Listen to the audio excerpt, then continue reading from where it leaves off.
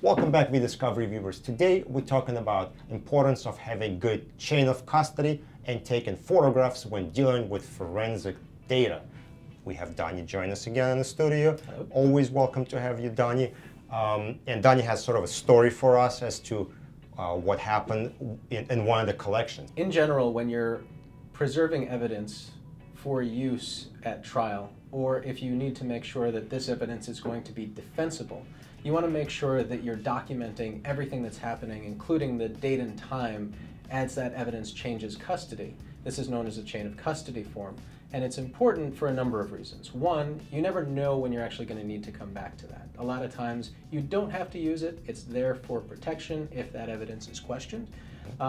We had a situation where we did have to use it, and it often comes up when somebody's trying to question the validity of evidence in court.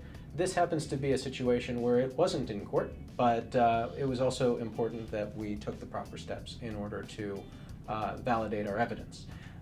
We often will assist with other vendors who are unable to perform forensic collections for whatever reasons. If they didn't have the resources, they didn't have the technical know-how, we're happy to assist, and we provide our services in that respect. And in this situation, somebody had brought a computer to be imaged to one of these vendors, and they were unable to image it. There was a laptop, they had issues booting into it. They told us, you guys can give this a shot. It's very important that nothing on this thing changes. So we said, all right, no problem. And we were happy to assist with that. Now they brought us the computer, we filled out the chain of custody form, and did the handover. So our technicians then took custody of the device and began the imaging process. We also took photographic evidence to show that the power light was actually on before we even flipped open the cover, and that indicated that we needed to remove power from the device. We actually did that. We knew it was unencrypted. We removed power by removing the battery and disconnecting the additional battery that the device had in order to perform a clean forensic image of the drive. Once that was completed, we gave back the image, we gave back the device, and we didn't hear about it until a few weeks later when the client of the person who brought it over to us said, we noticed that some of the date and time stamps were actually modified on here during the time that you guys had custody of the device. And they said, oh, it wasn't us. We had given it to somebody else to do the imaging.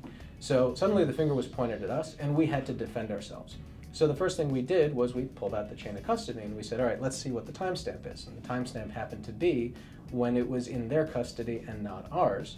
And it turns out that the files that were changed happened during the time that they were attempting to boot the computer and attempting to create the image, but were unsuccessful, whereas we didn't even turn the machine on. We immediately removed power and we followed that particular procedure that we had chosen to do for that drive. And because we had taken photographic evidence and we had timestamps on the photos showing that the machine had been turned on, we had the timestamp when it was handed to us by the person from the other company, we were able to at least remove ourselves from the accusation that we had made some change. Now it turns out that those files were pretty innocuous, nobody got in any trouble for them, but it's something to consider when you're approaching a forensic imaging situation that is sensitive, to make sure that you document everything, that you follow chain of custody rules. Even if it's not going to be questioned in court, you never know when you're going to need to have to defend your work and show that you did something at a particular time, or when the custody was changed from one person to another in order to defend when something changed. Well, that's it, Nikolai. How about you do the outro? Thank you guys for watching. Don't forget to check out vdiscovery on social media networks listed on your screen. And for previous videos, check us out on YouTube.